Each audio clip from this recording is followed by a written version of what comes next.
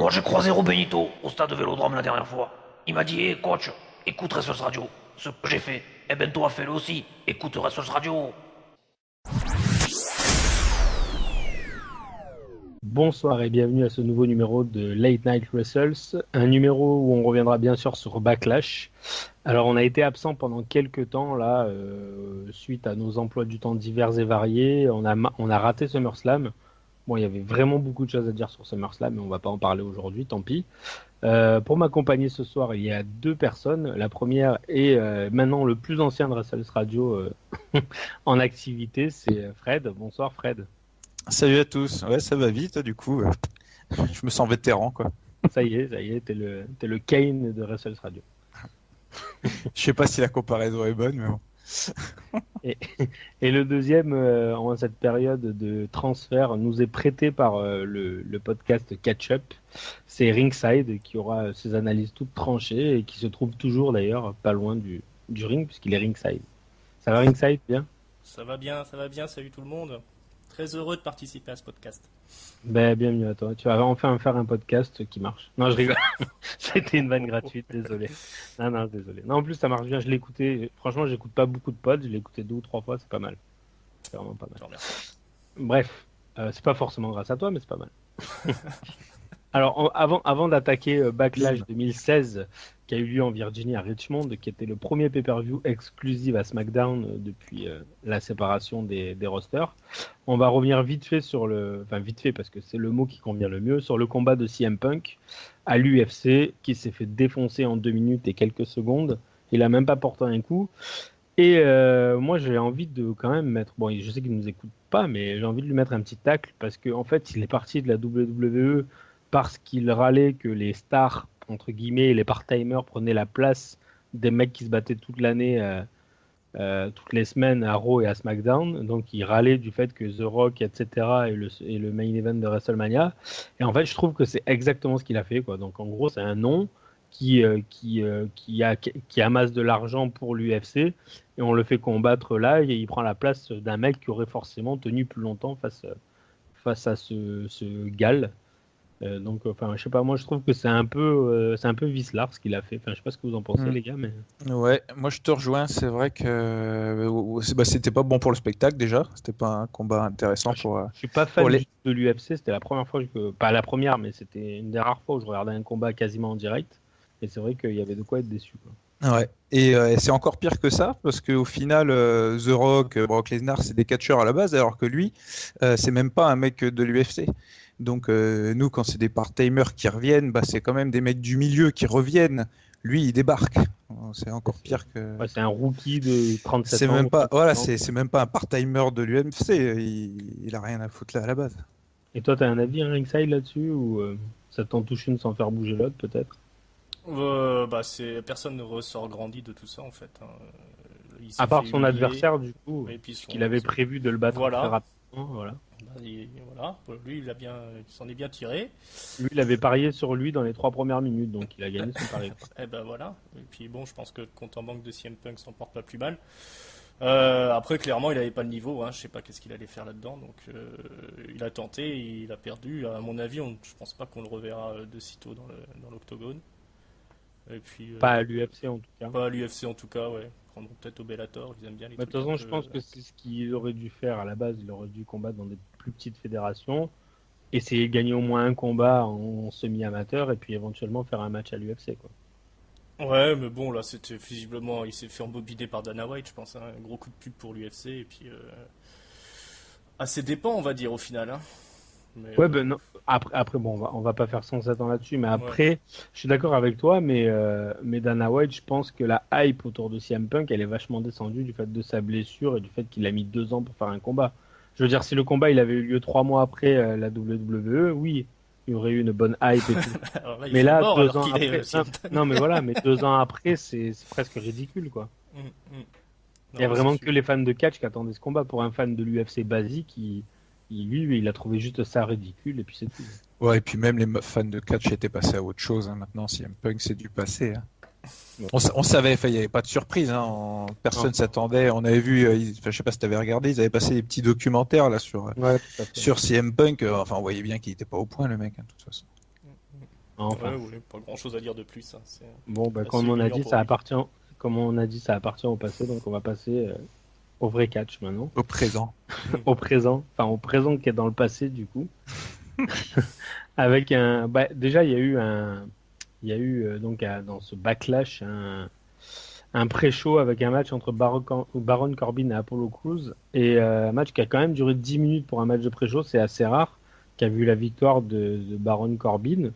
Qu'est-ce que tu en as pensé ringside toi de ce match-là? Est-ce que c'était un bon petit combat de pré-show? Ah, pour un kick-off, c'était pas mal. Hein. C'était franchement d'un bon niveau. On a Baron Corbin, moi, bon, dans son in-ring, effectivement, il est pas spectaculaire, mais au moins il a un personnage de heel qui fonctionne bien, et du coup le match a plutôt bien fonctionné. Il y a eu quelques beaux spots, le finish c'était assez propre avec quand parce qu'ils étaient dans le coin du ring là, et qu'il fait tomber Apollo Crews, qui le récupère avec un coup de genou dans la face là, c'était assez sympa. Pour un kick-off, c'était plutôt propre. J'étais assez impressionné par les deux pour le coup. Mais bon, c'est encore dommage pour Apollo Crews qui ressort pas grandi de tout ça. Je sais pas si vous avez vu le petit segment qu'il y avait avant où ils sont dans les vestiaires là, ils se parlaient là justement, ce qui a lancé le match. Je sais pas si vous avez vu ce segment là. Moi je l'ai pas vu ça, hein. Il y a, Fred, t'as vu ça? Si, vite fait, enfin, il y avait Apollo et puis t'as Corbin qui débarque après. Voilà.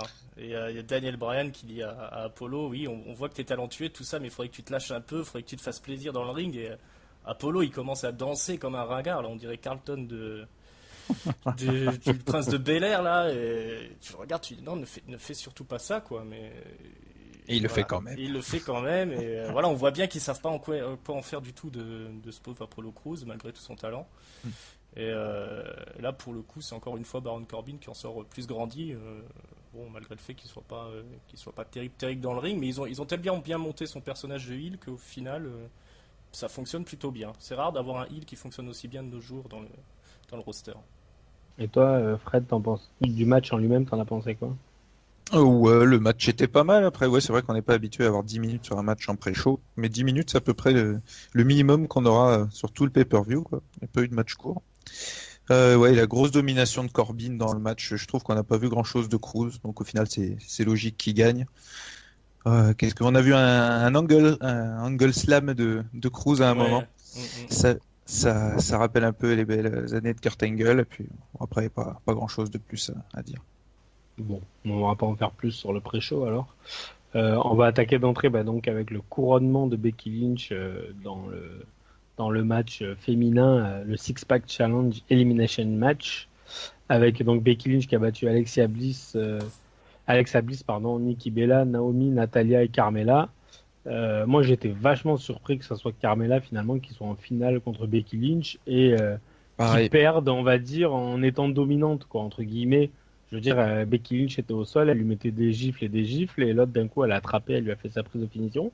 Mais c'était vachement étonnant que ce soit Carmella en fait qui se retrouve à la fin. Moi je m'attendais vraiment à Natalia ou Nikki, mais vraiment pas Carmella, quoi. Et bon, bah, après c'est très logique pour Becky Lynch. C'est un des premiers choix de SmackDown dans le draft, donc c'est normal qu'il lui donne l'investissement qu'ils ont mis sur elle, qui lui donne enfin quelque chose de concret. Mais je trouve quand même que la division féminine à SmackDown, elle est très très faible par rapport à celle de Raw, quoi. Il y a pas photo entre les deux, hein. Je sais pas ce que vous en pensez, Fred, toi. Ouais, bon, je pense qu'ils peuvent faire des choses intéressantes dans les deux branches avec les filles. Je trouve qu'elles sont pas assez, les filles, quoi. Elles sont 6 à SmackDown et 7 à Raw. Il y a pas Eva Marie qui doit se ramener aussi Non, c'est à Raw aussi 7, qu'elle est. non, je crois que c'est 7 et 7, c'est ça. 7 et 7, ouais. Bon, ça va pas améliorer le niveau. Pour en plus, deux ceintures, c'est pas beaucoup, quoi. Ouais, non, c'est pas catcheuse pour 2 ceintures, c'est pas vraiment pas beaucoup. C'est pas beaucoup, mais ils en auront pas plus parce que déjà NXT, bon, à part Asuka qui peut monter, déjà Carmella clairement est pas prête pour monter, ils l'ont fait monter, donc c'est compliqué d'en avoir plus, je pense. Le match en lui-même. Ouais, c'était Botchmania en direct, quoi. Ouais. Enfin bon, après ça reste un match sympa à voir parce que bon, il y a tout le temps de l'action, quoi. Il y a pas de temps mort. Elles sont 6. Effectivement, il y a eu pas mal de ratés. Il y en a un qui était flagrant avec Naomi quand elle était dans les cordes, là, qu'elle a essayé de. Ouais, 2 ou 3 fois d'ailleurs, elle s'est reprise. Ouais. Donc c'est pour ça que c'était très flagrant. Après, ouais, bon, je te rejoins sur Carmela. Bon, je trouve qu'elle est pas prête. Et puis, alors, être en finale, c'est pas logique. Bon, après, sur le match, il y a eu quelques moves intéressants. Elles se sont amusées 2 fois à faire des moves à 3 dans les coins du ring. Je sais que t'aimes bien les plans à 3 avec des filles. Ouais, carrément. Ouais. Ouais, même à plus, mais bon, après, c'est compliqué. Faut de la place pour tout le monde. Faut beaucoup d'argent, quoi. Ouais. Sinon, ouais, content après pour Becky Lynch, enfin récompensée comme c'était la seule des Four Horsewomen qui n'avait pas touché au titre à NXT. Ouais, ni NXT, ni à Raw, quoi. Enfin, Ni- ouais, roster principal. C'est son premier. Et toi, Ringside, t'en as pensé quoi? Moi, j'ai quand même une petite mention pour Naomi, même si elle a botché, je trouve qu'elle a quand même mené le combat, c'était la plus athlétique. Elle m'a agréablement surpris, Naomi. J'ai pas l'habitude de. Je suis pas un grand fan de elle, mais je trouve qu'athlétiquement, elle était assez impressionnante sur ce match-là, quoi. Ouais, c'est un peu ce que j'allais dire, effectivement. C'est celle qui a été le plus impressionnante quelque part dans le match. Après, il y avait vraiment beaucoup d'approximations. Hein. C'était pas très très fluide. Carmela et même Nikki Bella, à la limite, elles ont pas vraiment le niveau, surtout si on compare à ce qui se fait à Raw. Donc c'était assez moyen dans l'ensemble. Et puis effectivement, se terminer sur Carmela face à Becky Lynch, c'est pas le truc le plus excitant qu'on puisse faire. Surtout la façon dont ça se termine, quoi. Ouais, elle a mis des claques pendant 5 minutes à peu près. C'était pas. Voilà. On pouvait s'attendre pour le premier championnat féminin à quelque chose d'un peu mieux booké. Mais bon, après, effectivement, content pour Becky Lynch. Et j'ai bien aimé le look d'Alexa Bliss là, en Ouais, version c'est pas mal. Ouais, Le pareil, super ouais. squad, là. Ça a son petit intérêt. C'est ça. Et il y a eu un joli German suplex de Natalia à un moment donné. On aurait dit Brock Lesnar presque. Mais ouais, pour le reste, il y avait encore beaucoup trop d'approximations. Après, c'était un peu casse-gueule aussi de faire un match comme ça à 6 à élimination. C'est un peu les vieux trucs de la division féminine. Ouais, j'aurais préféré quelque chose d'un peu plus innovant. Ça ressemble un peu trop à ce qu'ils faisaient dans l'ancien temps, quoi, avec J'ai des choses un l'impression peu plus talentueuses, quoi. Mais J'ai l'impression qu'ils ont quand même peur avec les filles de mettre des échelles, des objets, quoi. ouais, C'est assez rare sûr, qu'ils ouais, qu'ils oui, ça. font ça, parce que genre un leader match à 6 ça aurait été vraiment sympa, quoi. Non, Mais mais je pense qu'ils les pensent pas capables malheureusement d'avoir des très beaux spots avec une échelle, je pense. Il y en avait une sur 2, je pense, qui était capable, là, tu vois, dans un match comme ça. Ouais, parce qu'il y a 6, quoi. Ouais, voilà. Ouais. Donc, pour Donc, l'instant, ça fait c'est qu'il y en pas a 3 qui possible. étaient pas capables. Avec, s'ils n'avaient pas séparé les rosters, peut-être que c'était faisable. Bah, ils avaient parlé l'année dernière d'un Money in the Bank féminin, mais finalement, ça s'est pas fait, quoi. Ouais. Je me souviens. Donc après, bon, il y a eu on va passer directement à la suite. Donc on va prendre les 2 matchs qui ont mené au titre par équipe de Heath Slater et Rhino, avec donc en premier, donc les Usos ont battu les Bros comme on pouvait s'y attendre, avec un nouveau style vestimentaire pour eux, en noir. Bon, les Usos, ils font le job, hein, qu'ils soient heel ou face. Justement, quand ils étaient leur premier run en heel, ils n'étaient pas très crédibles parce que ils n'avaient pas toutes ces années derrière eux avec tous ces titres remportés. Et là, je trouve qu'en heel, ils sont vraiment crédibles. Ils apportent ce qu'on a besoin dans une tag team. Ils sont complémentaires et puis ils ont ouais, naturellement, ils peuvent être heel, il n'y a pas de souci. Donc, bah, moi, je suis content pour Heath Slater, hein. Je trouve que c'est un mec qui mérite. Il a fait du travail avec tout le monde, avec les légendes, etc. Je sais pas ce que vous en pensez. Ringside, par exemple. oui, bah c'est sûr qu'on est content pour lui, hein, après tout ce qu'il a bouffé tout au long de sa carrière. Hein. C'était quand même un peu le mec qui a fait à peu près les pires trucs qu'on peut avoir au niveau des storylines. Toujours des trucs humiliants. Je sais pas, il a dû. Oui, mais il a été toujours été à la télé quand même. Il Hein. a toujours été à la télé. Je sais pas, il a dû perdre pendant 2 ans à peu près tous ses matchs. Et là, du coup, bah, il a une pop phénoménale. Pareil, je suis aussi très content pour Rhino, hein, qui du coup se retrouve aussi avec le titre par équipe après toute sa carrière. C'est quand même pas mal. Surtout que c'est plutôt un bon catcheur. Et puis qu'il est aussi vachement drôle dans ses segments. Ouais, le segment d'avant-match était pas mal avec, Ouais. avec Heath Slater qui, entre guillemets, se chie dessus. Ouais. C'était assez marrant. Ouais. Et ouais, donc, Sinon, le premier match, t'en as pensé quoi y a rien d'exceptionnel. Hein. Mojo Rawley, Non. c'est pareil, je comprends Bah, pas ce que c'est ça, quoi. les Hype Bros, c'est pas terrible en vérité. Hein. Plus on les voit, plus on se rend compte que c'est assez limité. Je sais pas si ça va aller bien loin. En plus, j'ai pas l'impression qu'ils soient extrêmement populaires. Par contre, j'étais assez satisfait des Usos et de leur heel turn. Là, j'aime bien le personnage, les personnages qui sont en train de se créer là dans le ring, leur attitude. Ils ont un peu modifié leur moveset là. Je les préfère largement comme ça que. Ouais, ils sont beaucoup plus qu'en face, agressifs. hein. Ouais. Et puis ça fonctionne mieux en face. Je pouvais pas trop les encadrer moi. Et, Ils ont quand même eu des matchs de fou hein, c'est sûr. avec C'est les sûr. Wyatt. Enfin, non, il y a eu quand Bah même. après, quand je dis que je peux pas les encadrer, c'est que je mets pas en doute leur qualité de catcheur. Hein. C'est juste que personnellement, ils méritaient de les voir crier leur Non, vidéo, leur machin. C'était pas des personnages que j'avais envie de soutenir, quoi. Tandis qu'en heal, je les trouve plus efficaces, quoi. Et là, t'as envie de dire coucou Roman Reigns. Ouais, c'est ça. Ah, on les verrait bien fonder un clan Ouais. un peu hyper dominateur, badass, Ouais. comme ça. Avec Samoa Joe comme enforceur. Ça serait pas mal. Voilà, magnifique. Bon, on va arrêter de se branler, on va passer à Fred. Son analyse donc sur le premier match, la demi-finale, on va dire. Bon, le match était pas mal. Hein. Pareil, c'était intéressant déjà pour voir un peu comment allaient fonctionner les Usos en version méchant garçon. Bon, c'était pas mal. Après, moi, je suis pas fan d'eux à la base. C'est vrai que bon, après, on a fait un peu le tour de la question en face. Hein. Ça commençait à être un peu. Enfin, ils ont pas réussi à se renouveler en face, donc c'était bien de les faire turner. Le match était pas mal. Une grosse domination des Usos au final. Qui ont réutilisé la prise enfin le coup de pied derrière le genou là qu'ils avaient déjà utilisé pas mal, pour Chad Gable là qui est blessé. Ils l'ont réutilisé sur Ryder et l'ont fait abandonner par soumission, ce qui est assez rare avec les Usos. À voir si ça sera réutilisé plus tard. Avec un Half Boston Crab, un truc comme ça, je me rappelle plus comment ça s'appelle cette prise.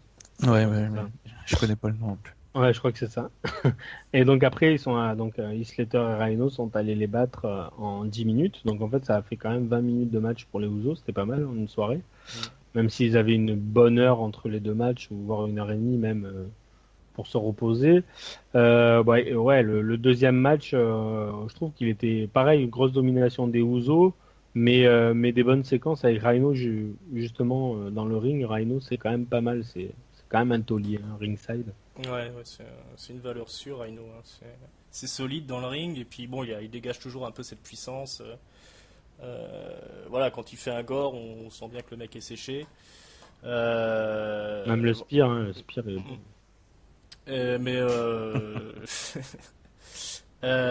Qu'est-ce que je voulais dire? Ouais, par contre, après, au niveau du scénario des matchs, je trouve que c'est un peu léger par rapport à. Si on compare à ce qui se fait à NXT, là on est censé être dans l'élite du catch par équipe, c'était quand même pas beaucoup plus que des matchs de weekly au final. Hein. Mais je me suis fait la réflexion en me disant que c'était un match basique de heel contre face des années 90, soit fin 90, avec les Legion of Doom par exemple. Tu vois, c'était ce même style de match avec des petites tricheries pendant que l'arbitre a le dos tourné. Enfin, j'ai l'impression qu'on est quand même passé à autre chose dans les matchs tag team. Je sais pas ce que t'en penses. C'est old school. Ouais, mais carrément. Mais dans les deux matchs, ça a été comme ça. Après, c'est un style, hein, c'est pas mal, mais. Ouais. Encore plus, ouais, ils auraient pu faire deux styles différents en tout cas, mais on le ressent encore plus, je trouve, sur le deuxième que sur le premier, que j'ai trouvé un peu plus lent. Bon, après, je suis content, moi, pour Slater aussi, c'est bien qu'il soit récompensé, mais bon, ça démontre aussi, pas parce qu'il est mauvais, mais que je trouve que la division est assez faible, parce qu'au final, ceux qui gagnent le titre, c'est les seuls qui n'étaient pas une équipe établie avant, donc c'est pas forcément bon pour le titre par équipe, même si tout le monde est content pour Slater et on va pouvoir jouer là-dessus un certain temps. À côté de ça, bon, les équipes qui étaient déjà en place passent derrière, donc à voir. Alors après, je comprends pas pourquoi ils ont enlevé les American Alpha du truc. Hein. Je pense c'est pour faire perdre les Usos au final. Je pense que Gable avait vraiment besoin de faire quelque chose, de se soigner quelque part. Je pense qu'il doit y avoir quelque chose, sinon c'est pas logique d'avoir fait ça dans le tournoi. Ils auraient pu les faire sortir d'une autre façon. Après, si c'était pour faire une rivalité, il y aurait très bien pu avoir Jordan qui vient les emmerder, les Usos, justement, pour les C'est faire ça. perdre, pour que ça amène à quelque chose d'autre, quoi. Ah, au Donc, final, du coup, à ouais. mon avis, comme dit Fred, à mon avis, ça doit être quelque chose pour Gable, je pense. Ouais, il doit y avoir un petit quelque chose, même en house show. Enfin, je sais pas si c'était pour vendre la blessure, mais il y a eu un match où il y avait Jordan avec deux autres, je crois, et Gable était pas là, donc à voir. Ok. C'est bien dommage parce qu'on a bien envie de les voir. Bah, c'est Donc, sûr. bon, on a couronné les nouveaux champions par équipe, on a couronné les nouveaux champions, la nouvelle championne, pardon, de SmackDown. Et maintenant, on va passer avec le seul mec qui a conservé son titre ce soir-là. Il était accompagné de Maryse, c'est The Miz, qui a donc rencontré Dolph Ziggler, qui est en dégringolade pure. À chaque fois qu'on le fait monter dans le main event, Dolph Ziggler, les semaines qui suivent, elles sont difficiles pour lui. Hein. Ça a toujours été comme ça, malheureusement. Pour lui. L'ascension est difficile, mais la Ah chute ouais, est facile, quoi. ah ouais, c'est un truc de fou. Le plus important, c'est pas la chute, c'est l'atterrissage. Et plus il tombe bas, plus il revient haut. C'est incroyable, ce mec. Mais Enfin bref. ça fait mal pour lui quand même, hein, parce que Ouais, après, il a eu son opportunité au titre majeur contre Ambrose au dernier il y a 2 pay-per-view. Là, il se retape une chance au titre intercontinental et on accroche aucun. Enfin bon, c'est assez il terrible. va finir à NXT, quoi. Alors il est bon. Alors c'est vrai Ouais. qu'il met super bien en valeur les autres, mais bon, c'est pas une raison pour le faire perdre tout le temps et qu'il prenne des coups tout le temps juste parce qu'il le fait bien. Non, mais après, moi, The Miz, pour moi, il est dans l'année de sa carrière. Alors, je vais faire un petit édito sur The Miz. Vous me direz après si vous êtes d'accord ou pas. Moi, pour moi, il est dans l'année de sa carrière. C'est après Edge Styles, c'est la raison pour laquelle j'ai envie de regarder SmackDown. Et bien avant Ambrose, tu vois. Pourtant, je suis plutôt fan d'Ambrose à la base, mais comme champion, comme main eventer, pour moi, il apporte pas grand-chose. Je pense qu'Ambrose sera meilleur en challenger qu'en champion. Et The Miz, avec l'ajout de Maryse, avec depuis qu'il est champion intercontinental, sa fameuse promo contre Bryan, bien sûr. Là, le fait qu'il pique un peu des trucs de son moveset à Daniel Bryan, je trouve ça excellent.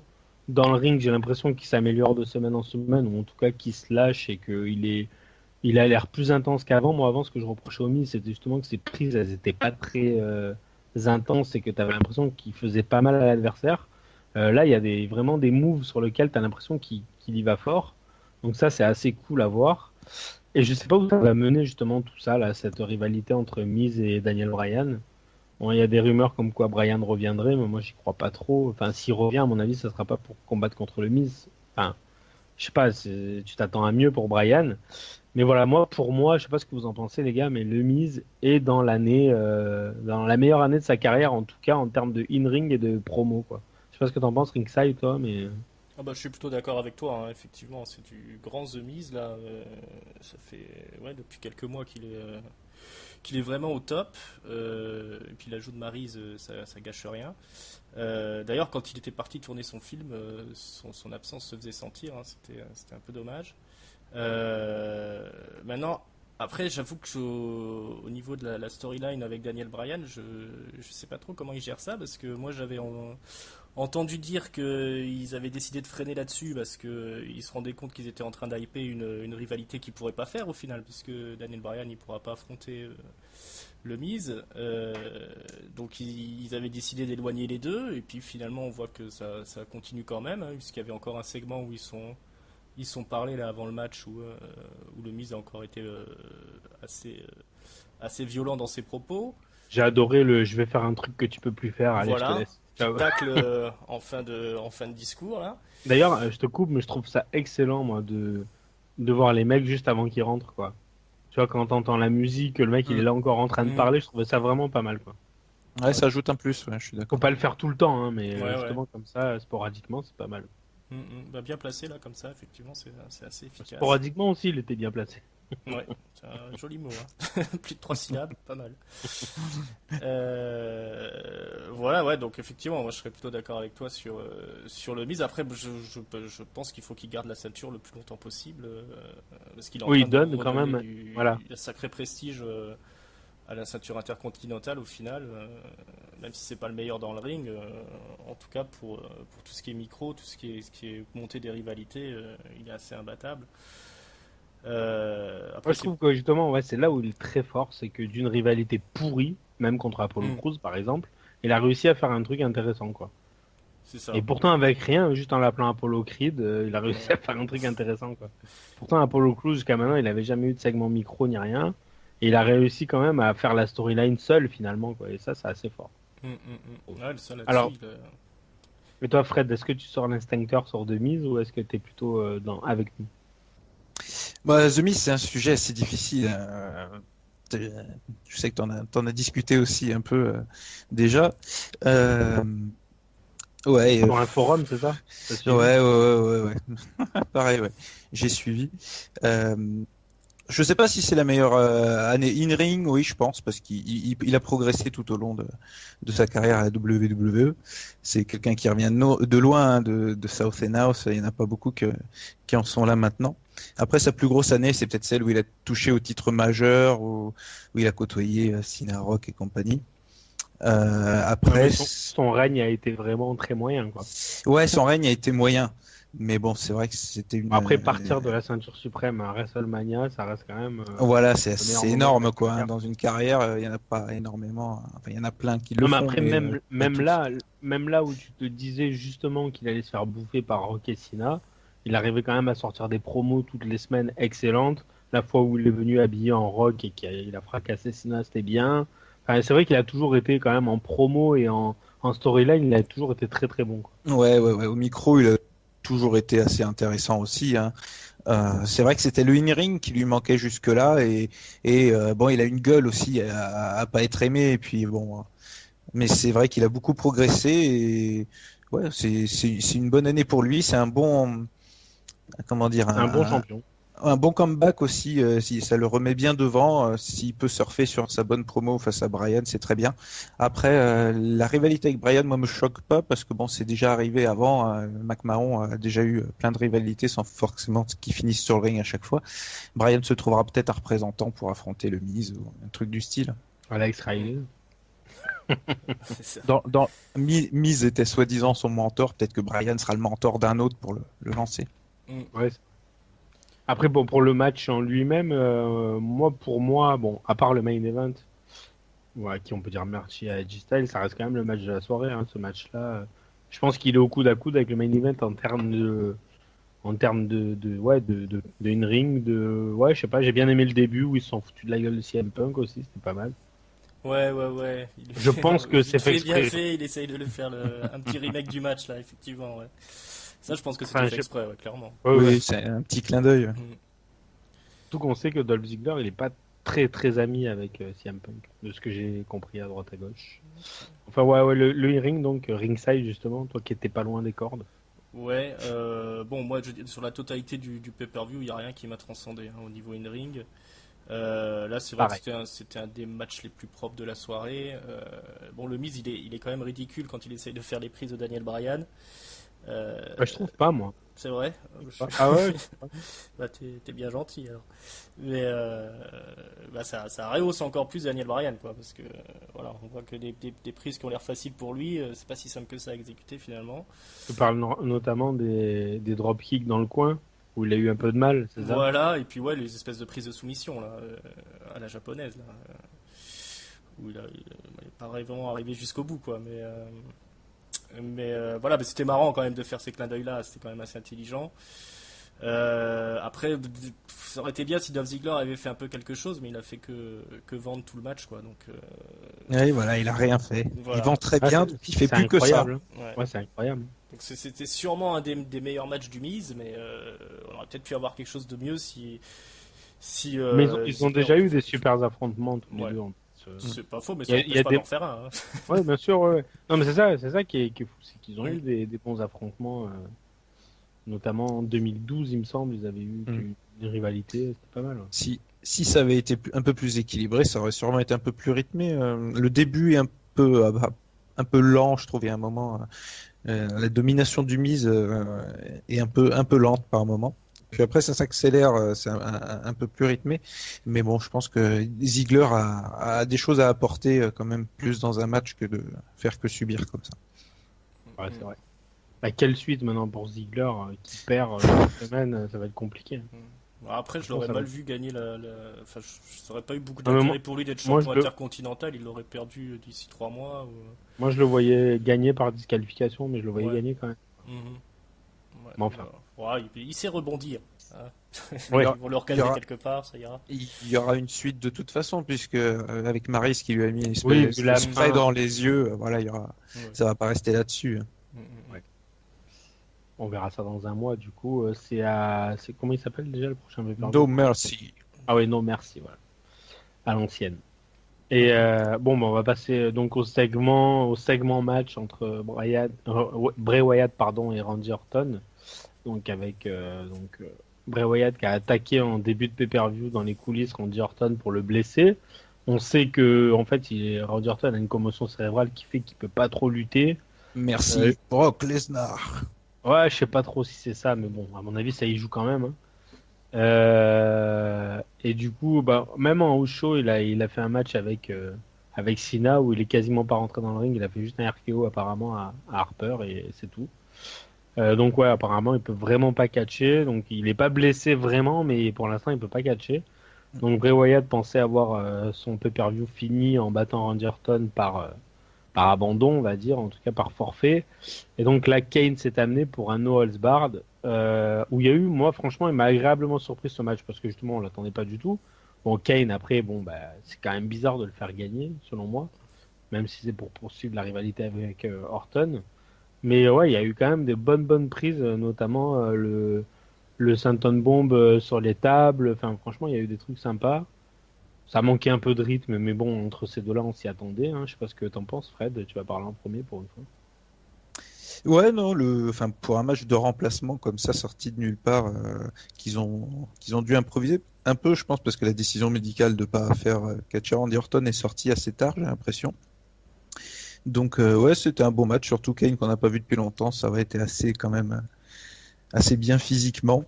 Pas mal de petits spots intéressants. Après, je pense qu'ils ont mis un no holds barred aussi pour éviter que le match soit trop lent s'il n'y avait pas des objets utilisés.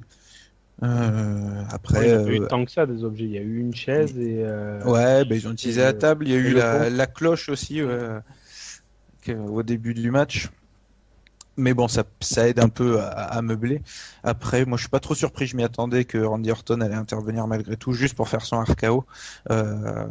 Bon, Kane n'a pas grand-chose à faire là-dedans. À voir si Orton et Wyatt continuent leur rivalité. Mais bon, si Orton n'est pas autorisé à catcher, ça va être compliqué. Il faudrait faire passer Bray sur autre chose. Moi, dans un monde idéal, j'aurais quand même aimé que Kane se rallie à Bray Wyatt. Je sais pas, je trouve que ça irait bien ensemble si les deux là en J'ai équipe. pas pensé à ça. Ça serait mieux que Harper. Ça serait mieux pas que Harper, mais que Rowan, quoi. Enfin, ouais, je sais pas. Ouais, Ou ils une ont fait team, ça à la va-vite. Hein. Non, mais une team Rowan Kane, par exemple, pour justement que le vieux il passe un petit peu des conseils aux jeunes, enfin aux jeunes, aux un peu plus jeunes que lui. Je sais pas, c'est un truc qui aurait du sens selon moi, mais bon. Ouais. Bah, Ken solo, c'est difficile hein, quand même en 2016. Ouais, voilà, c'est dur, quoi. Là, ils ont sorti la grosse artillerie pour masquer un peu le truc, mais il arrive plus à arquer, quoi, le pauvre. C'est dommage. Mais bon, ça... dans l'absolu, bon, ils ont sauvé les meubles. Hein, c'était quand même. Il sort toujours des matchs assez propres, Kane. C'est souvent grâce à l'adversaire, mais il sort toujours des matchs. Oui, il a. C'est jamais du 8 sur 10, mais c'est toujours du 5 ou du 6, quoi. C'est ça, mais ouais, pour un pay-per-view historique comme ça, premier de la série, qui est censé être la New Era, c'est un peu. Après, c'est un truc de substitution, donc c'est.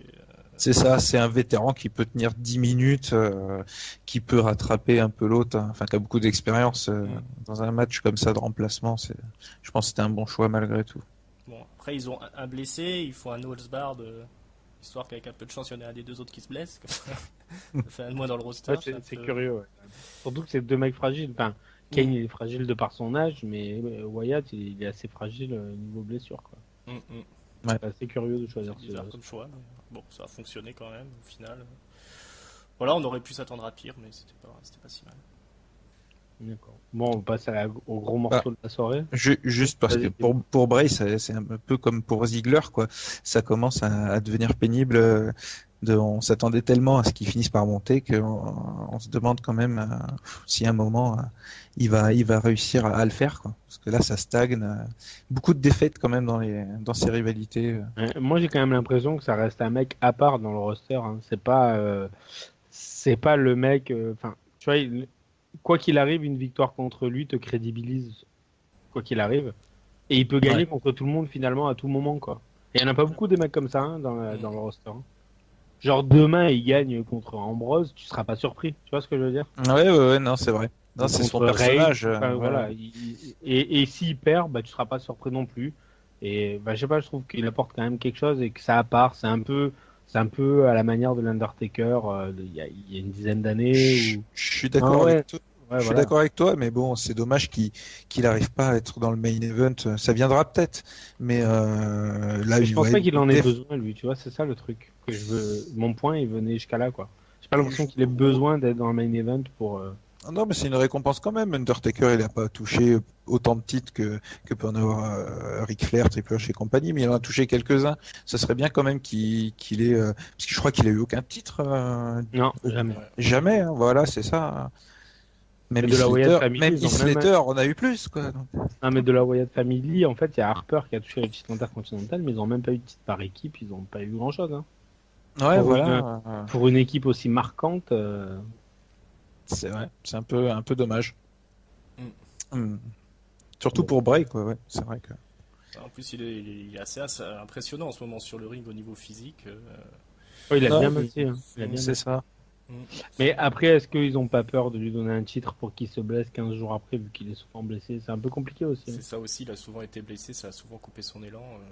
Je suppose que son heure viendra, mais là, il est encore dans l'os avec la blessure de Randy Orton, quoi. Ouais. Quand c'est pas lui qui est blessé. Ouais, mais bon, ça fait à peu près le même dommage fait les mêmes dommages sur la rivalité, quoi. Il risque d'avoir le numéro 11 ou le numéro 17 au Rumble. Tu vois. Parce que, bon, une défaite contre Wyatt, ça fait de mal à personne au niveau booking. Par contre, une défaite contre Kate, qu'on n'a pas vu depuis je sais pas combien de temps, ça fait un peu de mal quand même pour Wyatt. Ouais, vu comment ça finit, ça va. Ça va. Ah oui, ouais. Ça va les meubles. Mm. Mais j'ai l'impression qu'ils veulent le recrédibiliser, Kane, le refaire devenir un monstre. Ouais, Qui- ça va être difficile quand même, hein. Ça va être compliqué. Ouais, c'est la 15e fois. Ouais, il Bon. serait mieux en équipe Kane avec quelqu'un d'autre, et puis Ouais, voilà, ça parce que vous fonctionnerait nous beaucoup mieux. écoutez à Stanford, on Mhm. vous dit avec Eric Rowan, avec Bray Wyatt comme manager, c'est pas mal. Voilà. Ça peut apporter du prestige déjà à la division par équipe, c'est pas mal. Voilà. Bon, bref, on va passer au main event. Donc, AJ Styles qui est devenu champion en battant Dean Ambrose en 25 minutes et 1 seconde après un low blow et un Styles Clash dans la foulée. Un match qui était, pour moi, qui a démarré très timidement et à partir, on va dire, de la 12-13e minute, par contre, je me suis régalé, quoi. Pour moi, le combat, il a duré même pas un quart d'heure parce que les 10 premières minutes, j'ai pas du tout aimé. Je trouve, j'arrivais pas à comprendre où ils allaient. Il y avait pas vraiment de direction. Et on n'a pas vu la technique de AJ Styles prendre le dessus sur le côté brawl de Ambrose. Et ça, on l'a vu au bout de 10 minutes, j'ai l'impression. Je sais pas ce que vous en pensez, les gars. Ringside, par exemple. Ouais, c'est pas le meilleur le meilleur main event qu'on a eu dans les derniers pay-per-view. Il y a pas trop d'alchimie entre les deux, j'ai l'impression. Moi, je suis assez déçu des performances d'Ambrose sur les dernières semaines. Par contre, je suis à fond derrière AJ Styles, je suis très content qu'il ait gagné. Voilà, Peu j'espère importe que- la manière pour toi. Ah ouais, complètement. Il est temps qu'il prenne la ceinture à Ambrose. Ambrose, il était en train de complètement décrédibiliser le bordel. Trop feignant en weekly, trop il surjoue dans ses mimiques là. Voilà, il a vraiment baissé dans mon estime entre guillemets. Maintenant voilà, AJ Styles champion, va falloir aller le chercher maintenant. Et puis voilà, moi c'est ce que je voulais voir à SmackDown. AJ Styles en haut de l'affiche. Et puis Ambrose il va retourner au bout de la queue. Et puis voilà, après le match en lui-même c'était correct. Effectivement ça s'emballe bien vers la fin. Mais c'est AJ Styles qui fait tout le boulot, hein, j'ai envie de dire. Oui, non, mais c'est clair que AJ Styles. Mais, mais bon, je trouve qu'il y a quand même un grand écart de différence de niveau entre le match avec Roman Reigns et le match avec Ambrose, quoi. On a beau critiquer Roman Reigns, c'était quand même bien au-dessus, que ce soit techniquement, au niveau de l'intensité, au niveau du storytelling, enfin, Ah, moi, j'ai tout était adoré au-dessus. Ouais. les matchs contre Roman Reigns, hein. C'était, Mais Roman Reigns, il sort beaucoup de bons matchs, hein. Il est très mm, critique. Il sort beaucoup, beaucoup, beaucoup de bons matchs. Notamment le match à Raw hier soir contre Kevin Owens. voilà. Ça, j'ai pas Très, vu très, encore, mais c'est très, très, très, très propre. ouais, bah déjà même Ah, ces matchs contre le pauvre Finn Balor, c'était aussi pas mal. Et puis ouais, à part le main event de WrestleMania, tout le reste où il y est pas c'était pour plus que grand-chose correct. d'ailleurs. Ouais, voilà, j'ai bien l'impression.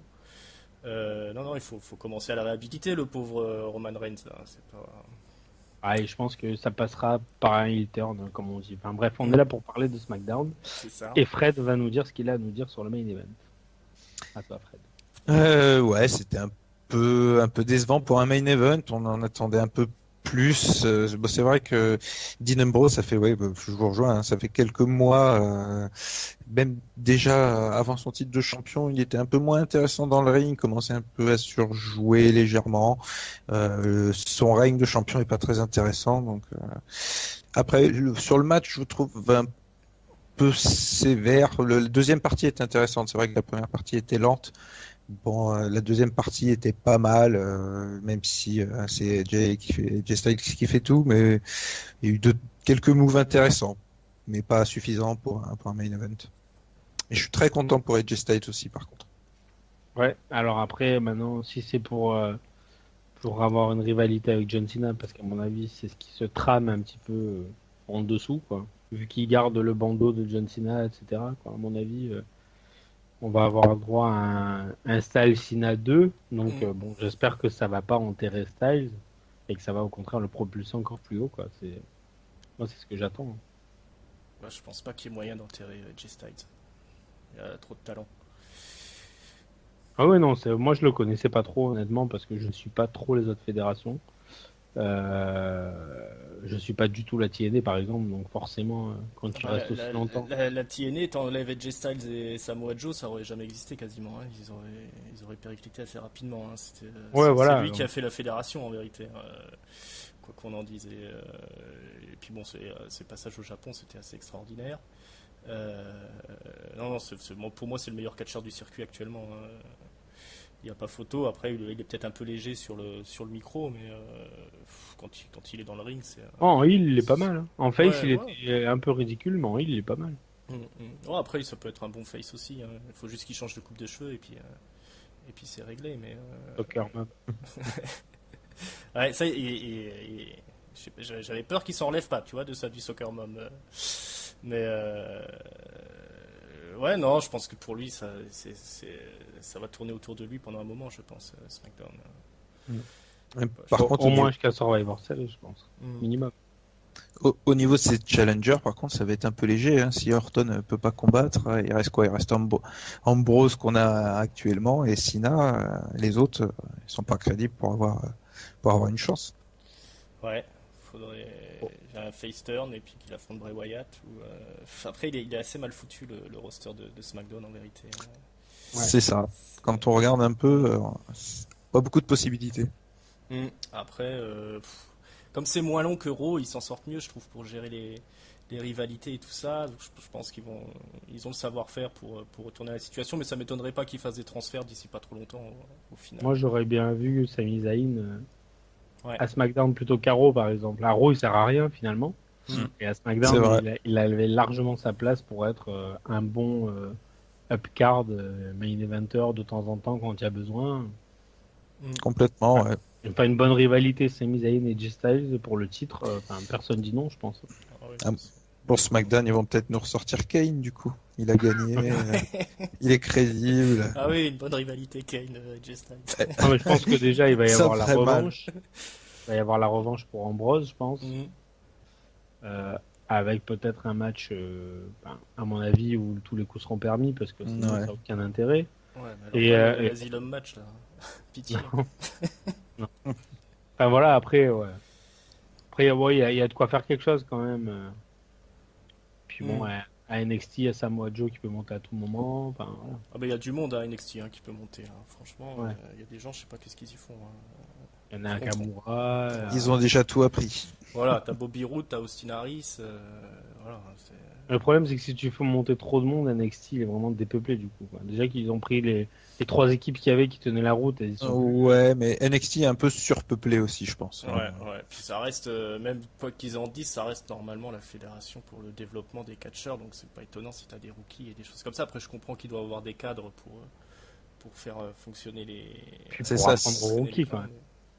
Voilà, mais quand tu vois qu'au final ils font des main events entre Samoa Joe et Nakamura, l'un comme l'autre, c'est un peu dommage pour eux de les faire se battre dans des petites arènes et des trucs comme ça. Et ils ont largement la place dans le roster principal. Ouais, c'était à Brooklyn, hein, c'était la même salle Oui, que. sur ça, mais après, à côté de ça, il y a tous les house shows et les choses comme ça Ouais, qui se font d'accord. devant 500 personnes et où apparemment ils font aussi des matchs de feu où ils se donnent à fond. Et- C'est des coups à ce qui se blessent et voilà, et qu'on attend encore. Et- Il y a Hideo Itami aussi qui est là, qui pourrait monter aussi facilement. Ouais, facilement. Et puis ça freine la progression de d'autres qui sont pratiquement prêts. Ty Dillinger, par exemple, aurait dû progresser plus vite. Ça fait un moment qui stagne un peu parce que c'est surpeuplé. Vous avez vu la pop de Ty Dillinger Il a tout le temps des SummerSlam, pop c'était de un fou. truc phénoménal. C'était pire que Cena encore. Ah ouais, lui, c'est un peu dommage de le faire stagner comme ça parce qu'effectivement, je pense qu'il aurait pu progresser plus vite s'il avait eu sa chance. Exactement. Je pensais pas avoir un débat NXT, mais on l'a eu. Voilà. On arrive toujours à Ouais. passer un débat NXT. Ouais, c'est important. C'est ça. C'est important. C'est Quand on l'avenir. est un bon marque, Mm. on place toujours un débat NXT. Ouais. Donc, bon, on va passer aux notes de ce pay-per-view. Moi, pour ma part, je vais lui mettre un 6. Parce qu'il n'y a aucun match qui est pourri, à part peut-être le match des filles qui est très moyen. Après, il n'y a aucun match qui est vraiment mauvais, mais il n'y a rien qui m'a transcendé non plus. Donc, je pense que 6, c'est la bonne note pour moi. Toi, Ringside? Ouais, bah 6 aussi, hein. Je vais quand même mettre plus. Pour les mêmes raisons? Ouais, exactement. Il y a rien qui a retenu mon attention plus que ça dans les matchs. Et ça fait bien longtemps que dans un pay-per-view de la WWE, il n'y a pas eu au moins un match où j'étais sur le cul, quoi. Donc voilà, c'était un peu quand même une déception au final, ce pay-per-view qui est censé être historique, hein, puisque il y a quand même eu le couronnement de deux nouveaux championnats. Et puis c'était le premier backlash depuis des années, quoi. Toi, après, Moi, je vais mettre 6,5 juste pour être un peu plus gentil que vous, parce que Pour me faire chier à et pour que calculer, ça soit aussi, Voilà. voilà, et parce que je suis très content pour Heath Slater, pour AJ Styles aussi, et que bah malgré tout, il y avait moins de star power, hein, c'est vrai qu'en divisant le roster par deux, bon donc du coup j'accorde un demi-point en plus pour toutes ces raisons. d'accord. Donc, ça fait une moyenne de 6,17, si mes calculs sont bons. Un truc comme ça, entre 6,16 et 6,17. Bon, bah, ça va, ça reste la meilleure note pour un pay-per-view de SmackDown de l'année 2016. Voilà, D'accord. exactement. La Comme pire Kevin aussi. Owens, c'est le champion le plus long, au plus long règne universel. Ouais. On peut se permettre des petites phrases comme ça. Et donc, on va passer au MVP et au LVP de la soirée. Pour moi, la LVP, ça a été Natalia, parce que j'attendais vraiment qu'elle soit la taulière du match à 6. Et comme pour moi, c'est la plus mauvaise catcheuse du plus mauvais match, je la mets LVP. Et pour vous, les gars, le ou la LVP de la soirée? Ringside, par exemple? J'hésite entre Ambrose et Carmella, mais je crois que je vais mettre Carmella parce que c'était vraiment c'est pas intéressant de l'avoir mettre des claques comme ça. D'accord. Puis c'était nul, quoi. Et toi, Fred? Pareil, c'est la plus mauvaise et c'est elle qui a le plus gros push. What the fuck? Non, c'est Becky Lynch quand même, mais bon.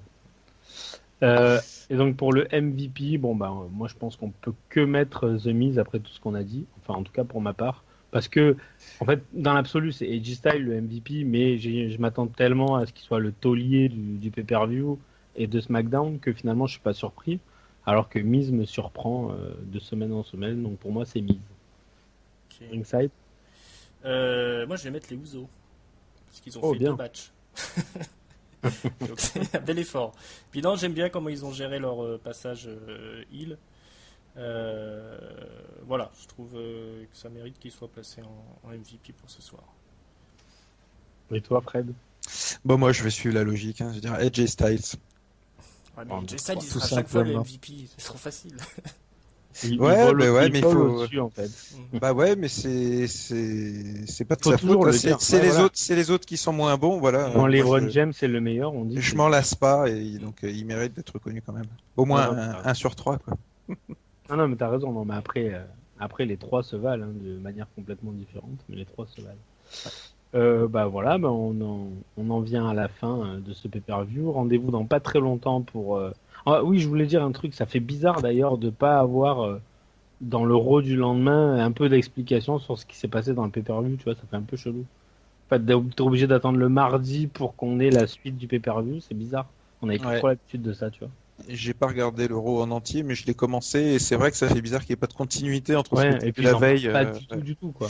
Non, non, non, c'est enfin Mick Foley qui dit vite fait, il parle de SmackDown au début, mais Le bon. Becky Lynch, tu vois, il parle vite fait. Ouais, voilà, vite fait, mais c'est vrai que le fait que les rivalités ne se continuent pas le lendemain, ça perturbe. Bon, après, c'est ce soir, mais bon. Parce qu'on enregistre mardi soir, hein, je vous le dis pour vous qui nous écoutez chez vous. Bon, ben voilà, hein, il me reste à vous souhaiter une bonne soirée. Encore merci Ringside d'avoir été parmi nous. Je t'en prie, c'était un plaisir. Merci Fred d'être le Kane de Wrestles Radio. Avec plaisir, je reviendrai porter des chocs-clem à droite à gauche. Donc le prochain podcast, ça sera Clash of Champions, le pay-per-view de Raw, pardon. Et peut-être que d'ici là, on aura une petite surprise, un petit catch-moi si tu peux, justement sur l'histoire de Clash of Champions. J'ai deux historiens là à portée de main. Normalement, on va essayer de s'organiser ça. Donc vous serez pas de la partie, les gars. Je suis désolé parce que j'ai vraiment deux vintage qui traînent dans un coin de ma poche et je vais Bon. m'en occuper. Tu les Ça sera ressors du peut-être- grenier? Ouais, je sors du grenier. Un nouveau et un très ancien. Donc bon, on verra ça plus tard. Ça va s'officialiser dans les jours qui viennent. Merci à vous tous de nous avoir écoutés. Bonne écoute d'ailleurs si vous êtes sous la douche, parce que je sais que vous nous écoutez beaucoup sous la douche, notamment quand Fred est là. Et voilà, on vous dit une bonne soirée et un bon jour si vous nous écoutez le matin. Et à bientôt. Ciao, ciao. Salut à Ciao. tous.